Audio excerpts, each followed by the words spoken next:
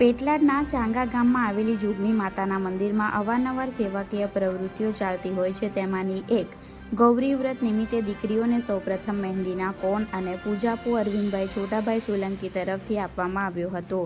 ત્યારબાદ વ્રતના પહેલા દિવસે જોગણી માતા પ્રગતિ મંડળ દ્વારા આરતીમાં આવતી તમામ દીકરીઓને સૂકા મેવા ખાવાનું પેકેટ આપવામાં આવ્યું. વ્રતના બીજા દિવસે જિજ્ઞેશભાઈ કાંતિભાઈ પટેલ દ્વારા દરેક દીકરીઓને ફરાળી વેફર આપવામાં આવી હતી. વ્રતના ત્રીજા દિવસે જીગરભાઈ નટુભાઈ પટેલ દ્વારા દરેક દીકરીઓને ફરાળી બિસ્કિટ આપવામાં આવી હતી. વ્રતના ચોથા દિવસે ધનજીભાઈ અંબાલાલભાઈ બારૈયા તરફથી આરતીમાં આવેલી તમામને ફ્રૂટ સલાડ આપવામાં આવ્યો હતો.